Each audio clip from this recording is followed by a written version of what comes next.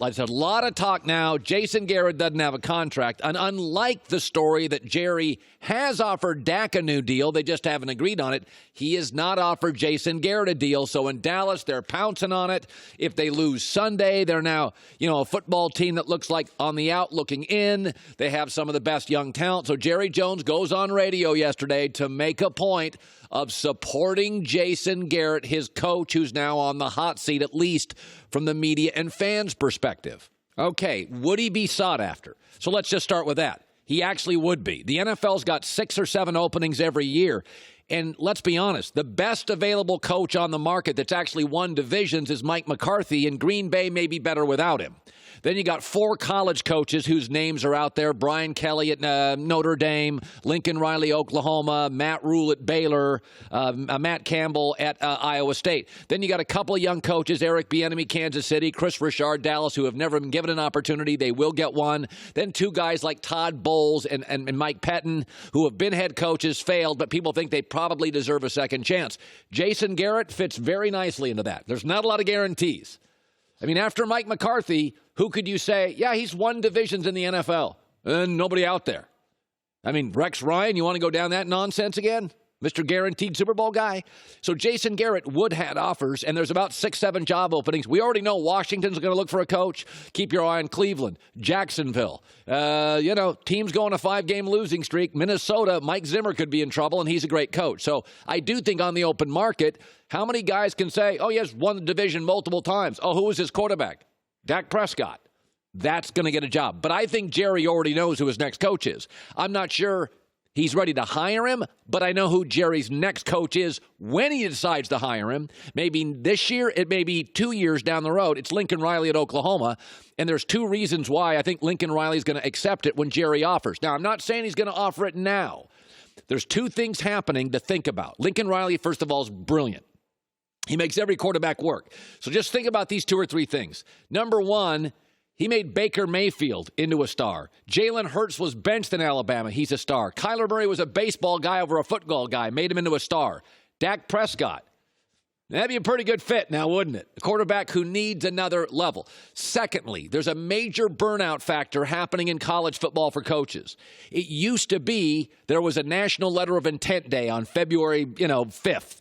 Now there's 2 signing dates, meaning college football recruiting is a nonstop job. It used to be you had time off. There were times you didn't recruit. There were big gaps in it. And the feeling was college football life as a coach was better than the NFL life. It was less of a grind. You lived in a small town. You controlled the roster. The media was small market. They weren't banging on you all the time. You got more time off with your wife and kids. It was a great life. It's not as great a life as it used to be. Now they've got 2 signing days, and it's burning out these coaches. Brian Kelly has told people, I can't do this very long. The third factor is Lincoln Riley's had 4 quarterbacks by next year in 4 years. This wacky transfer portal thing empowers the kid. I get it. I'm for it. But it has made the quarterback position, if daddy's not happy and you're not starting, kids are out. It is a nonstop psychoanalyzing therapy sessions for these top college coaches because you have to recruit 2 quarterbacks a year in case one gets hurt. And immediately one of them's like, well, I'm not going to start. Dad, I don't like it here. Boom, I'm out. So, and it empowers the player, and I don't blame the player. But these are the realities of Lincoln Riley. I think he's going to take this job. I just don't know when he's going to take it. And Jerry Jones has had success. Think about this. Every time Jerry's won a Super Bowl, he hired a college coach. He hired Jimmy Johnson. No NFL experience, won 2 Super Bowls. Got rid of him. There were other guys out there. He goes, I'm going to go get Barry Switzer. He won a Super Bowl. So Jerry's reality is these college guys work. Jerry played college football. He watches college football. He loves college football. You'll see Jerry on a Saturday at a college football game. So he has a real connection to college football. Lincoln Riley is very much Jimmy Johnson. Everybody knew Jimmy Johnson was going to work in the NFL when he was in college. You could just sense it. He was a great personnel guy. Everybody knows Lincoln Riley's going to work in the NFL. Like that's he's not as quirky as Chip Kelly, whereas, his genius will transfer to the NFL. And I think there's a bunch of things working here. Cowboys need a coach who can get more out of Dak. There's a burnout happening with college football coaches and all this recruiting now, and the NCAA transfer portal. It is a dance constantly trying to appease your quarterbacks in college football. So I think it's going to happen. I don't know when it's going to happen, but I think Jerry's got his guy. I think Jerry's got his guy. Just like Jerry had his guy when he took to own the Cowboys, Tom Landry, he had his guy. He had to get Jimmy, but he had his guy. All right, let me shift to this. Yesterday, the Los Angeles Rams did what, since they've moved to Los Angeles, what the Rams do. They gave up a bunch of draft picks to get Jalen Ramsey. First of all, why did they do it? Well, San Francisco's 5-0, Seattle's 5-1, and if the Rams lose this weekend, the season's over. Now, number two is it made sense. Marcus Peters, they didn't want him in the room anymore. He's not a great guy. They got him out of the room, and Aqib Talib got hurt. They needed a corner. So a lot of it just makes sense. But the other part of this is Los Angeles is different. Its relevance matters a lot in New York and Los Angeles. There's 8 pro teams in Los Angeles. There's 31 music venues, skiing, the beach, shopping, red carpet events. It's busy. It's distracted. I mean, LeBron moves to town, AD moves to town, Kawhi Leonard moves to town, Paul George moves to town, the Dodgers are always good, USC is going to hire a new football coach. The reason USC is going to hire a new football coach, it doesn't matter if Clay wins or loses the rest of the season. They're not relevant. USC is on the 7th page of an 8-page sports section. They're not relevant. People just stop going in L.A. The Rams lose 2 straight games, and this past weekend, the Coliseum was all Niner fans. Think about that. 7 games ago, the Rams were in the Super Bowl. In the Super Bowl with a wizard head coach. And they go on a 2-game losing streak. In the Coliseum, it might have been a home game for the 49ers. Everybody in L.A. is like, that's nice out here. You can have my tickets. That's L.A. And New York has more hardened fans. They're less willing because New York, let's be honest, 6 months of the year, the weather's lousy. You don't want to go outside.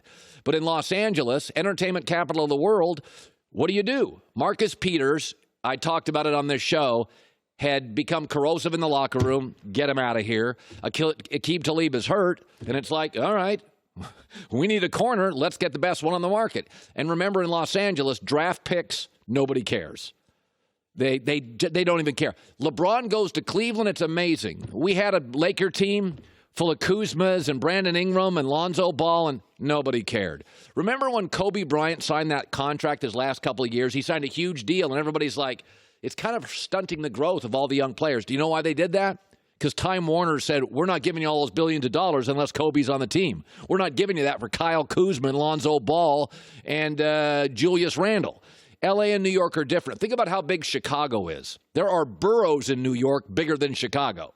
There's just too much ramifications, too much money. You got to be relevant. NFL, 2 teams in L.A., 2 teams in New York, 2 baseball teams in New York, 2 baseball teams in L.A., 2 soccer teams in L.A. You got major universities. So this keeps they're moving into a stadium next year, supposed to be the world's best stadium in Los Angeles.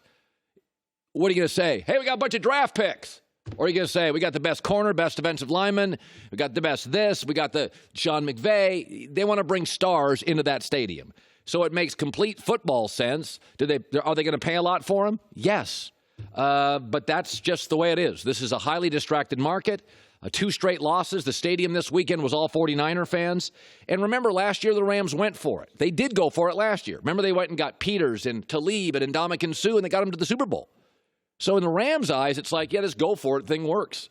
Draft picks. Jalen Ramsey is a lot better than any first-round pick in the draft. Now, did the Rams have to give up 2 first-rounders and another pick? That was the market. And so, Jacksonville's a small market. I mean, it's Jacksonville gets lost in Florida. Like Los Angeles, you got Kawhi Leonard, Paul George, AD, and LeBron in town. The NBA season starts in a week.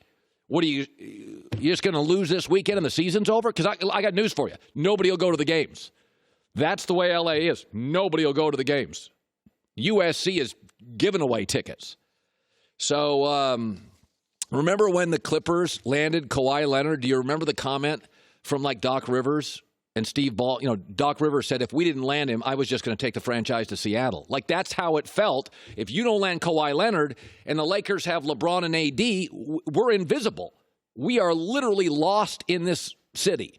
And that's how the Rams feel. Open a new stadium. We're going to roll the dice. We need a corner anyway. Let's go get a star. Nobody in this town cares about draft picks. So sometimes in these big cities, it's not just football, it's business. The Kobe Bryant deal was business and basketball. This is business and basketball. Hi, everybody. Thanks for watching. Subscribe here to get the latest from the show.